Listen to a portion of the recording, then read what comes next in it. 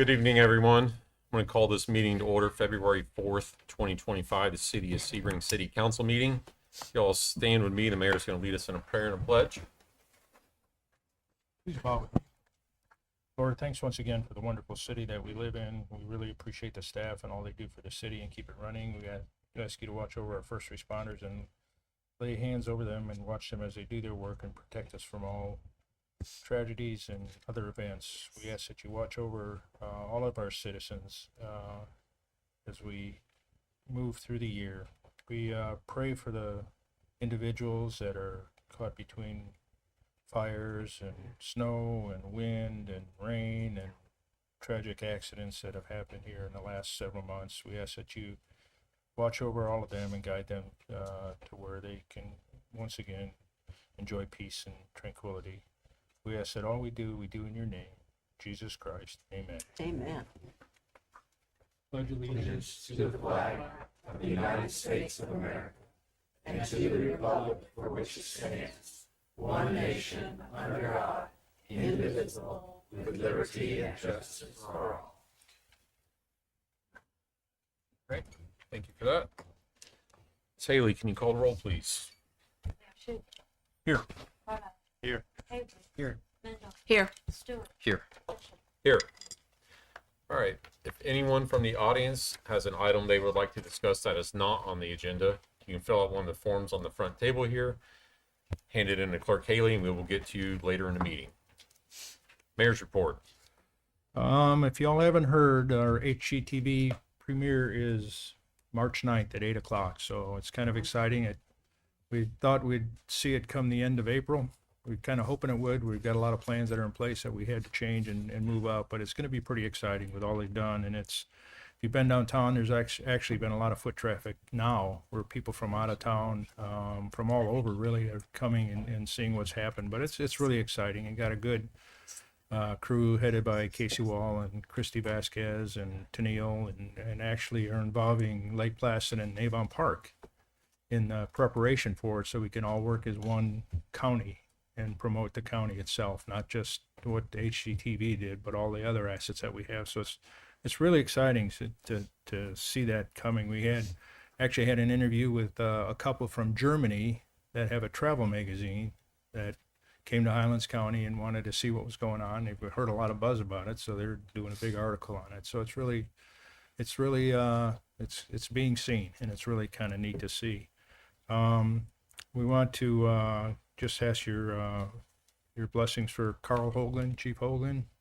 His mother passed away last week, and just watch over her family and give you peace and solace as you continue on. So, and other than that, the fair is here Friday.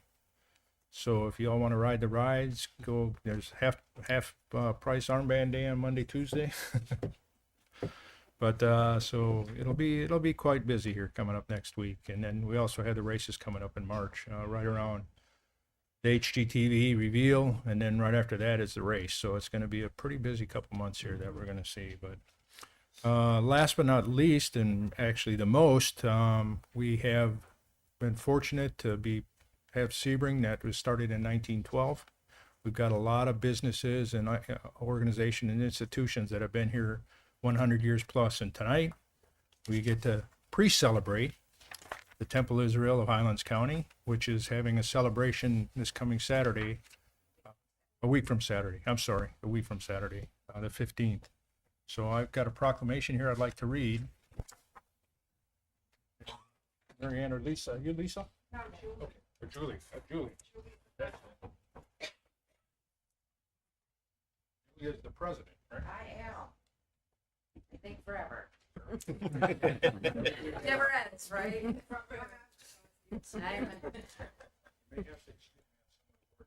That's okay. Practice. Oh, good. Being from Wisconsin. Oh, we do appreciate your efforts. Members of the. Yeah. Welcome. Here's our proclamation. Whereas the Temple Israel of Highlands County is commemorating the 100th anniversary of the founding of the Jewish congregation on Shabbat 17, Shabbat 5785, Tuesday, February 4th, 2025. As an occasion to give praise and thanksgiving for the many blessings God has bestowed on many lives reached by this congregation. And whereas in early 1925, George Seaman and Mike Thomas, name that we both know, both names we know very well, so founders of our great community, as they have agreed on a plot of land to be deeded to the Jewish community in order to establish the first synagogue in the newly formed community of Sebring, Temple Beth, Israel. And whereas the first Jewish services were held in the Sebring Masonic Temple during September 1925, by December a log frame building was constructed on Pine Street. In order to have a minyan, which is a quorum for community prayer of 10 men necessary to hold services, members were drawn from many nearby communities by efforts of Mr. Mike Kahn, who personally visited them and invited them to attend. The Torah scroll was purchased from New York City at the cost of $11,000. I'm sure it's a little bit more than that today. It is. Whereas the original synagogue structure lasted 30 years until it was destroyed by a hurricane in 1950. During World War II, Passover Cedars included as many as 200 servicemen from Hendricks Field and Avon Park Air Base. And whereas in 1987, Tommy and Marjorie Wall donated land from the former Kenilworth Golf Club, and Ronnie Hanley was the builder of a brand new Temple Israel of Highlands County building, which is the building standing today, sitting at the corner of Temple Israel Drive and Village Road in Sebring, Florida. And whereas the permanent artwork and murals and the windows of the 1987 structure point to the dedication of the members of the congregation. In 2003, the Holocaust Memorial window was commissioned by Dr. Lisa Rudin Earl. The Jerusalem mural was painted by the artistic members of the congregation, including Mrs. Elsa Kahn. The mural on both sides of the Eva altar was designed by Mrs. Phyllis Burns and painted by her with the help of other members. And whereas after being restored in London in 1963 by the Memorial Scroll Trust, in 1890, Holocaust Torah scroll was loaned permanently to Temple Israel. These scrolls, including the one at the Temple Israel, Highlands County, are a permanent reminder of the martyrs whose synagogues they were removed. And whereas our ancestors and those who preceded our Jewish community members here in Highlands County built the synagogue as a visible sign of God's presence in their midst, we in our turn come to the sanctuary to affirm the sacredness of our lives. Whereas the Jewish congregation of Highlands County has, does, and will spread light and loving inclusion of each other, those in the broader Highlands County community and the world, as harbingers of future peacemaking initiatives among the people on earth. All members will bear witness to the glory and faithfulness of thy holy name. And now, therefore, be it proclaimed, I, John Shute, Mayor of the City of Sebring, Highlands County, Florida, do hereby proclaim Saturday, February 15, 2025, as Temple Israel of Highlands County 100th Anniversary Day in Sebring, Highlands County, and proclaim that the Temple Israel of Highlands County and its Jewish congregations has made a difference to Highlands County community since 1925. Recognize, celebrate, and commemorate its 100th anniversary on this day. Thank you so very much. Very well. We appreciate it so much. Well, thank you. And we love our community. Oh, yes, we have Friday night service on the 14th at 6:30 that everyone is always welcome to attend. Good. Right? But this is quite an honor. We It's an love honor Highlands for- County, It's and an honor for us to have you all. yeah, and we're gonna keep it going. Another 100 to the next 100. Praise God. Praise Thank God. you so Hope much. you that proclamation. Yes, please.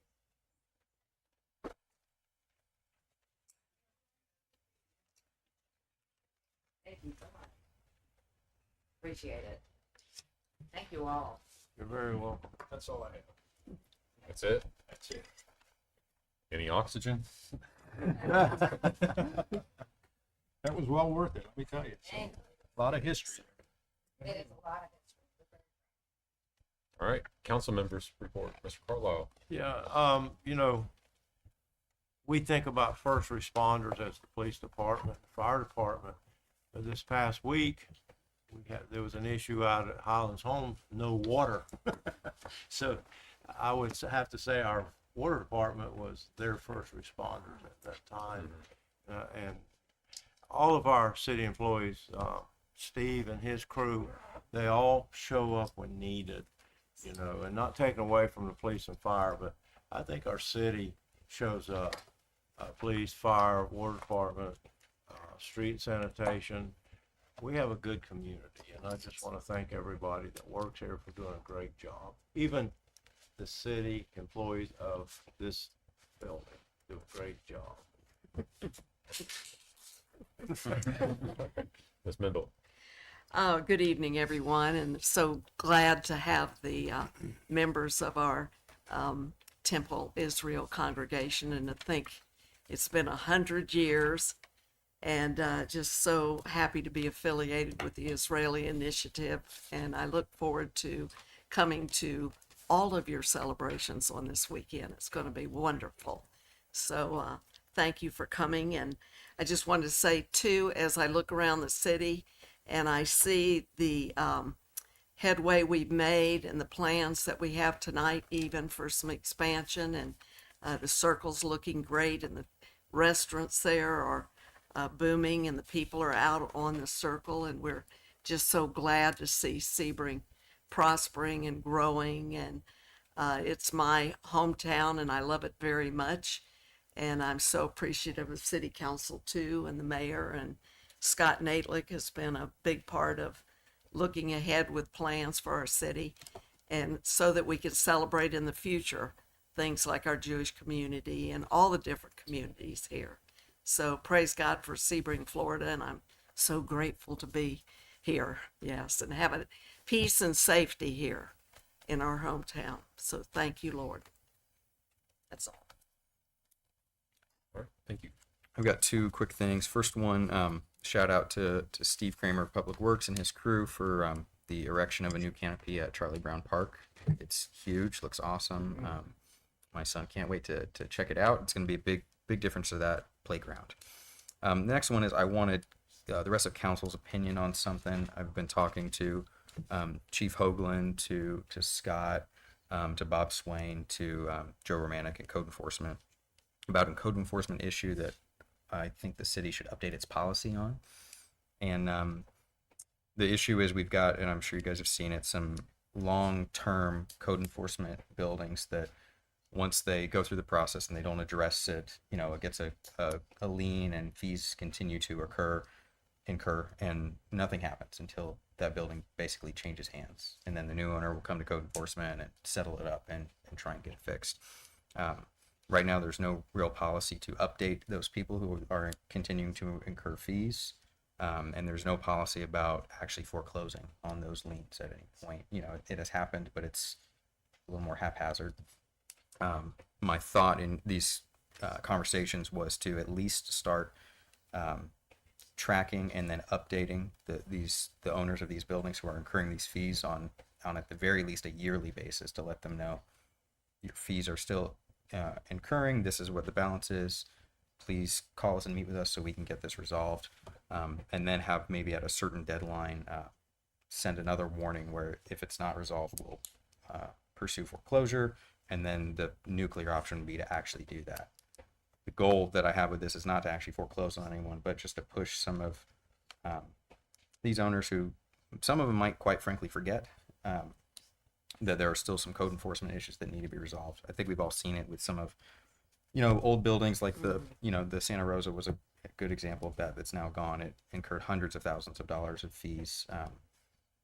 And I would like to just see a little bit more of a push on that to try and resolve these. So there's no communication with the property owner at this time? The way that I understand it now is once it gets to the lien phase, that's it.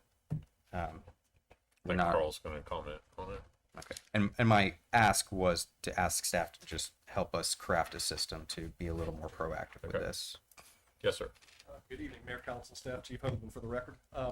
We do formal notification through the hearing process. So the property owners or the legal owner of record gets mailed a certified letter for the notice of hearing. Once the code board enforces or imposes fines and liens, we send them a notice of lien by mail to notify them that they are now accruing a daily fine or a one-time fine plus mitigation cost or whatever that might be. We ask them in the letter to update us with the status of their property if they bring it into compliance, so that we'll stop the fines and liens. But we do not do a annual reminder for property owners that you have liens currently. In talking with Josh, we think it might be a good idea proactively to let them know.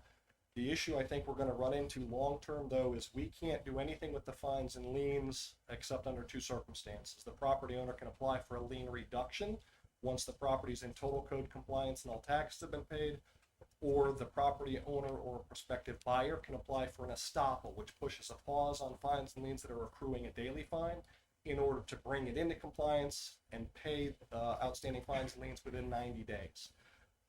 But I think the communication piece might certainly help either push them to turn a blind eye and ignore us completely, or maybe move toward bringing the property into compliance and resolving some of the outstanding code issues. I think it will certainly communicate their intention. What's legal's opinion? Well, I think it could help to move it along, especially for those that either knew they had liens and forgot, or perhaps come and say they didn't know they had them at all. It was a business perhaps, and it's changed owners. So that might help to raise it to the attention of the property owner.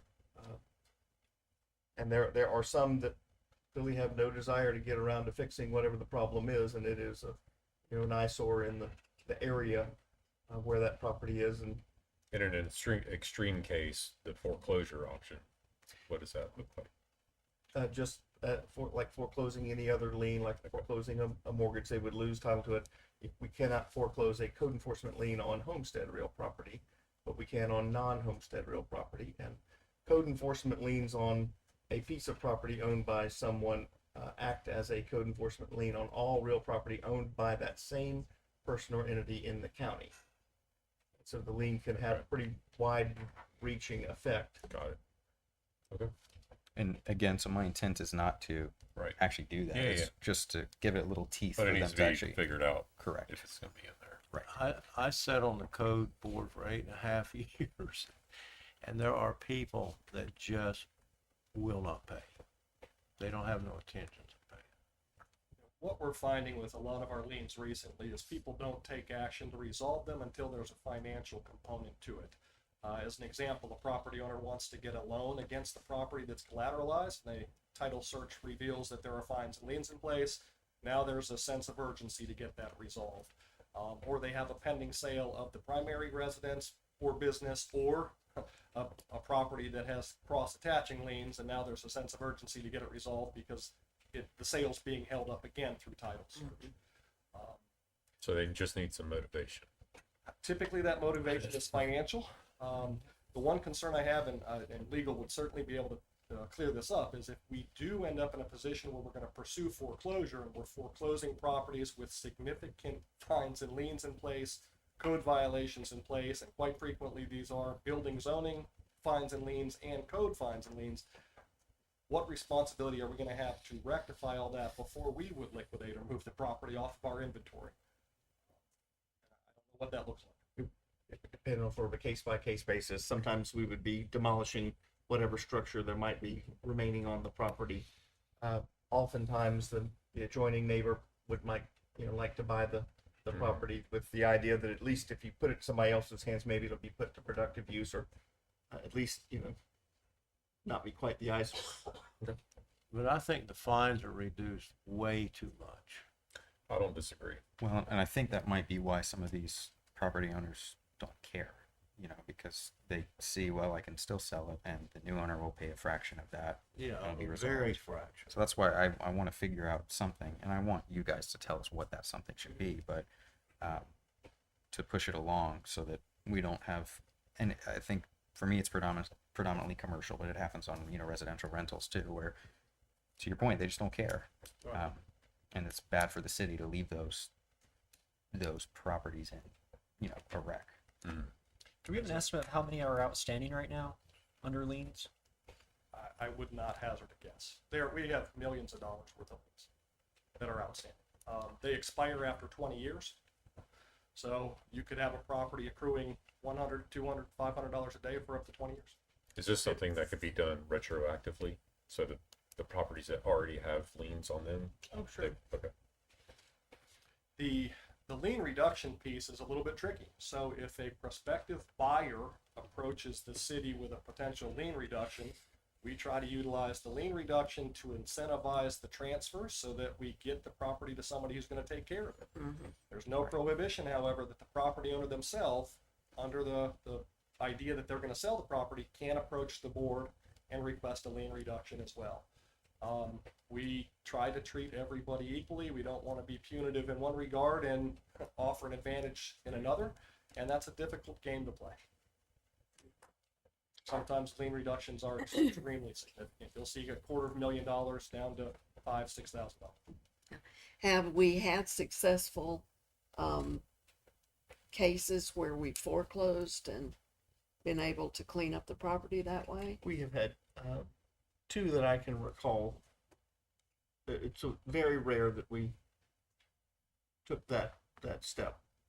But that's in the both only cases, step. they were habitual offenders. Yeah. And they weren't the homestead Right. people. One was not homestead, and the most recent one, they could not, the utilities, not city, I believe it was perhaps internet, could not reconnect that block after a hurricane because it was such a treacherous backyard full of junk that they said, not a chance are we going there until that gets cleaned up. And the property owner wanted nothing to do with cleaning it up. They were all precious items being stored forevermore. Okay. As is frequently the case, I'll add. Ironically, this week I get all kinds of advertisements and that stuff, but it comes up with a GoGov code enforcement program that streamlines it, tracks it, sends letters on an automatic basis. I don't know if that's something. I think you're more manual than anything, right? As No, far we as- utilize BSNA, which is our current software Okay. provider for Okay. building department. It has a code enforcement component Okay. to it. Good. Admittedly, I'm very familiar with the software, and I'm not familiar with any automatic letter generation on an annual basis. But the software ties into our financial piece very well, and we may be able to enter receivables that then generate letters.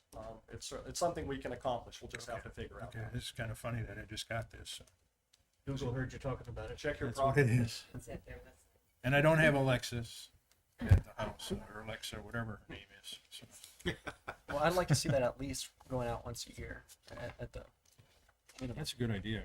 Josh. I If do not too. Yeah. more often. I agree. Yeah. I'm with Lenore. I think they get excused way too easily.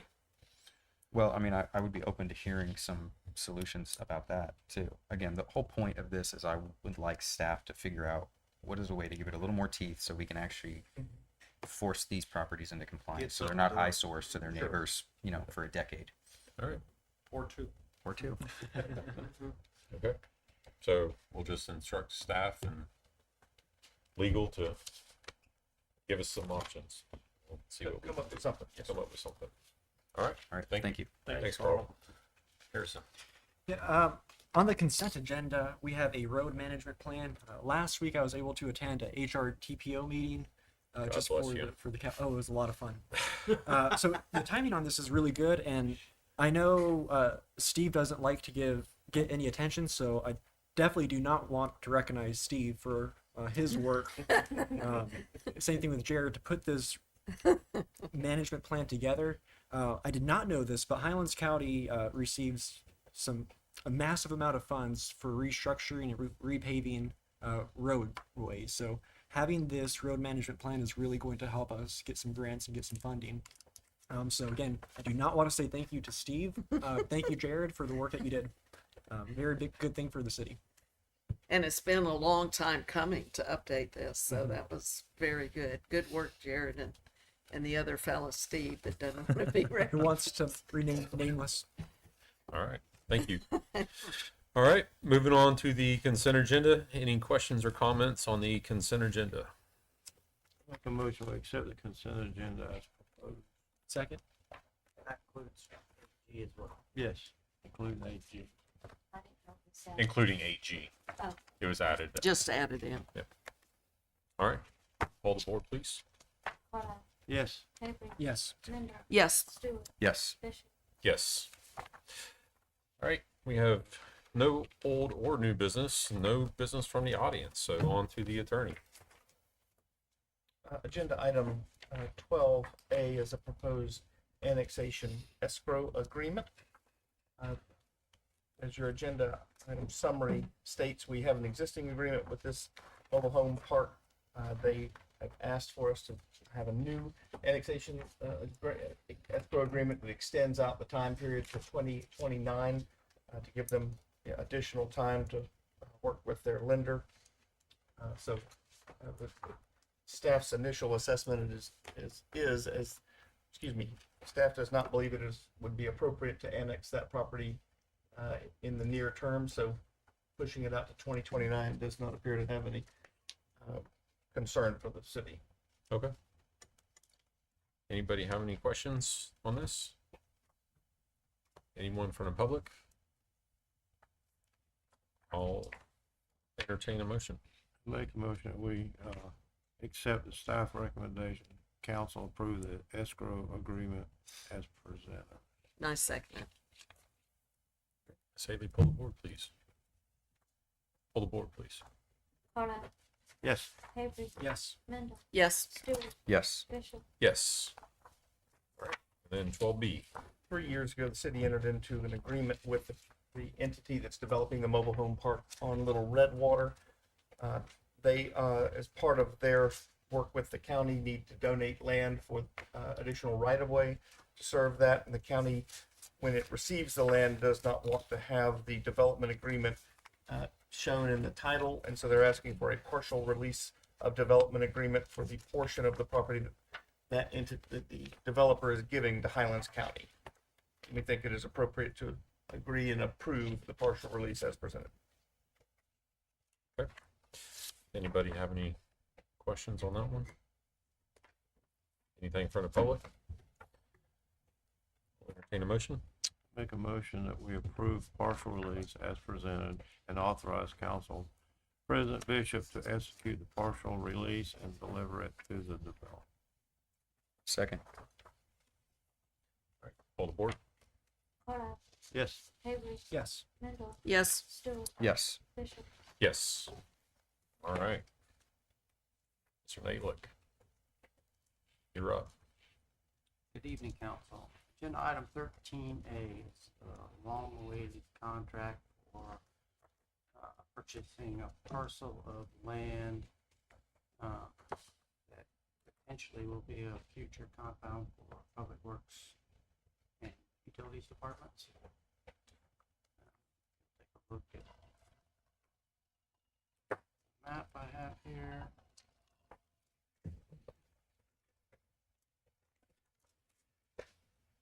This requires a $10,000 deposit.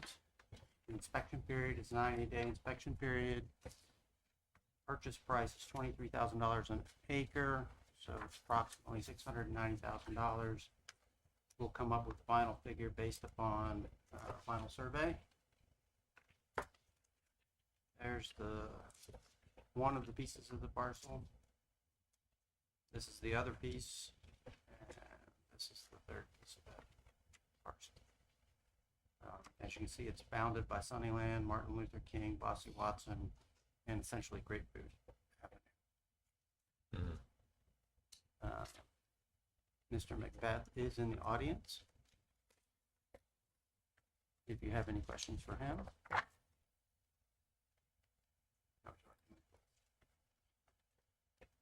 Anybody have any questions on this? Comments? Anybody from the public? All right.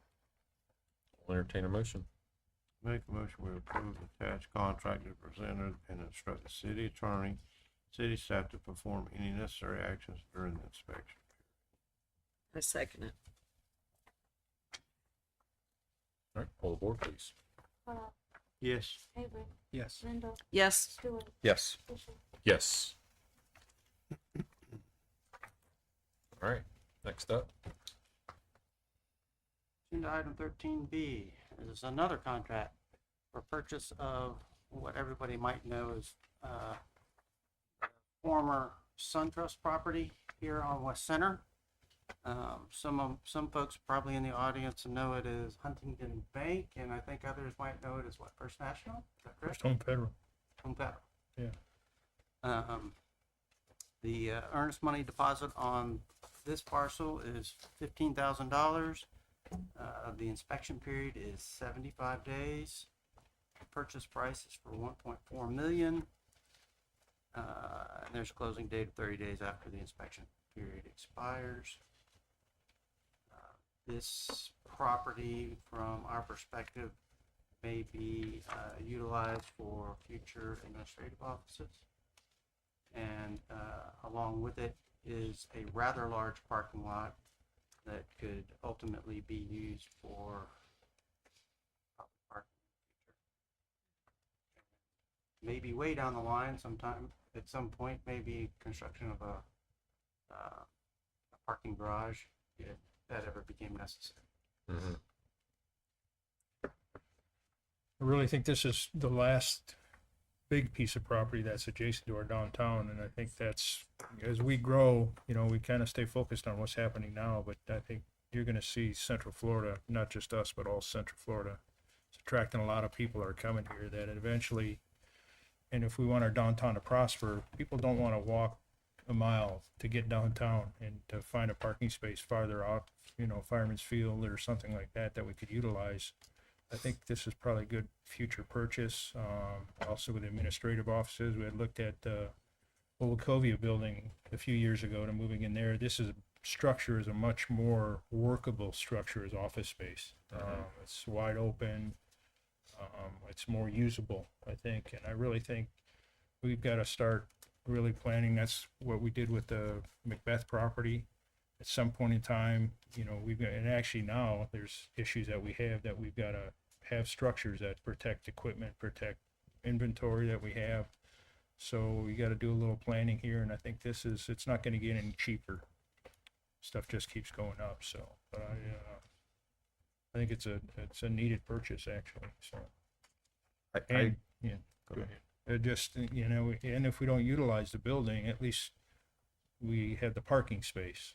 And eventually, I really think you look at Winter Haven and Lakeland and those areas, you know, they have parking garages. And there's not a lot of parking downtown at this point in time, so. But, That is true with every downtown. exactly. I think it's a very exciting investment in Sebring's future. I'm excited about it. Have you walked the building? I have. Okay. It was in much better shape than I anticipated. I did too. I thought thought it was so. great. It's in And, a lot better shape than the other building. Yes, for sure. And it's priced at under $60 a square foot, which is insane to me. A new build is, you know, you're looking at around 200 or more. That's just for residential. Yeah, commercial. Commercial. So I think it's a slam dunk, and we can offset the cost with, you know, the sale of this property and, you know, maybe even the utilities building in the future. Right. So I don't see how we could say no. And like you say, the parking is going to be invaluable for the future. I think everything is, the building and the parking. You know, because eventually the county's gonna want this. We need a place to I think it's a great idea, especially with what the Rotary is doing across the street with the public restrooms. It's go. gonna be Right, yeah. a really good hub. Yep. Great idea. I think it's a great idea. Any questions or comments from anyone else or the public? No, I'll entertain a motion. I'll make a motion, we approve the attached contract as presented and instruct the city attorney and city staff to perform any necessary actions during the inspection. Second. All right, poll the board, please. Carla, Yes. Avery, Yes. Mendel, Yes. Stewart, Yes. Bishop. Yes. All right. Couple of big items scratched off of the Praise God. project Yeah, report. very exciting. So I do want to talk about a couple. Echo Park. So our inspection period or due diligence is up February 10th. I've spoken to Luke Carter, who's performing the phase 1 environmental. He's not seen anything that would give us concern about buying the property if we were purchasing property. there's still a survey that's in process that still needs to be completed. I do expect to have hopefully a report from Lou Carter by the end of the week. The 10th is next Monday. I believe Attorney Swain's had some conversation. If council has concerns about going ahead and acquiring the property, with Pete McDivitt, who represents the seller, about potentially extending that due diligence period if necessary. We have not seen anything in the due diligence period that gives us pause, but we haven't seen from a survey to show that we have the access in from 27. That was one thing the council wanted when we initially looked at this. We don't know about the access everywhere, so it's a complex piece of property. The description, instead of saying it's this piece here, it's sort of like describing the last piece of pie by describing all the other pieces that got cut out of the whole thing. So it's taking them a while to go through that. The trustee of the Fryman Trust has changed, so it's a little more streamlined process. If you all want to have additional due diligence time, we can ask for that. If one of the other things we don't yet have is the appraisal value. The grant requires the property to appraise at a sufficient value for the grant. We don't know what that's going to come in like. So if you want to know that we get the grant, want to know that we have all the access that council wanted when we first started this, I'd recommend the extension. If you know you want this property because it is invaluable for, water retention purposes, and don't care if we have the grant, don't care, we're going to need and want it anyhow, we don't have to ask for the extension. We can just move forward to closing. So it's up to council. I would be inclined to ask for an extension. I don't think that people are lining up to buy this wetlands property, and I'd like to be sure of we're getting what we Right. think we are. Yeah. Agree. I mean, it's really only good for what we're trying to do. Right. If someone else wants to make it an eco park in front of us, they're welcome to. But The county never did pull the trigger on acquiring, I can tell you that. right. Now, is some of the access going to be right there by Lowe's, or where was it going to? That's the question. Yeah. So lots of cross access agreements in that area. They look like public roads, but they are not it's not quite that easy.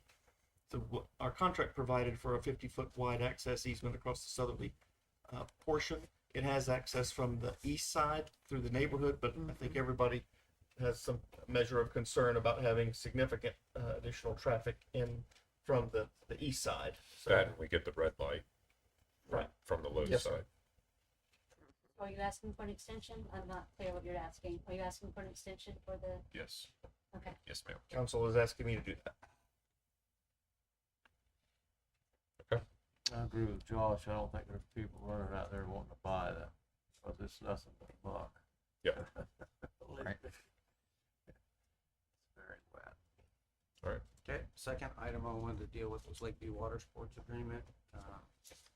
Both Attorney Swain and I have been in communication with Lakeview Water Sports. I think there's maybe some miscommunication that's happened, because I think I don't think that they thought maybe they could come back with some negotiation or possibility of changing that lease agreement. So I might ask the council just to extend that a little bit longer. I have no. Bring a opinion. proposal back to us for consider.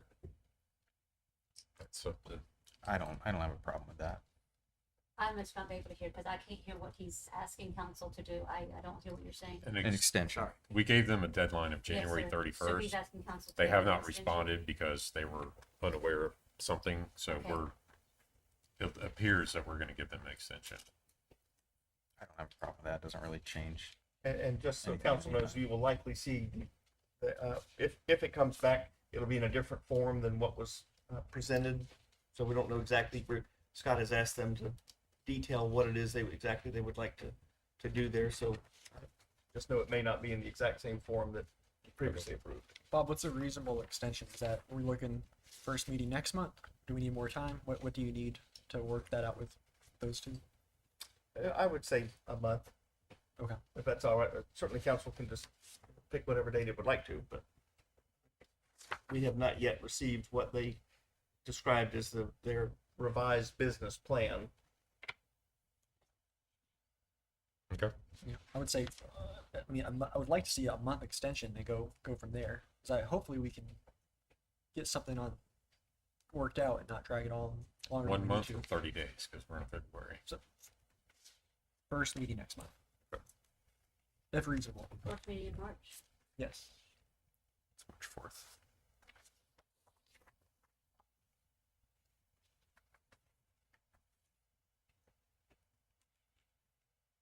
All That's right. all I have. Okay. Thank you. Pecking away at that thing.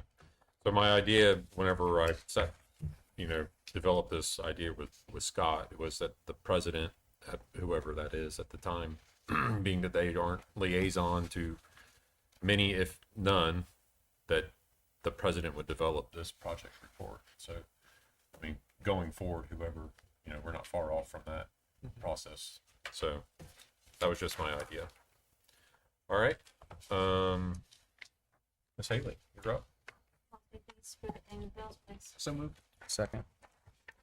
Pull the board, please. Carlisle. Yes. Haver. Yes. Mendel. Yes. Stewart. Yes. Bishop. Yes. Our next item is appointment of planning and zoning board members. There are 2 regular seats up and 1 alternate. Mr. Mee has been serving as an alternate for 2 years. It was staff recommendation that Mr.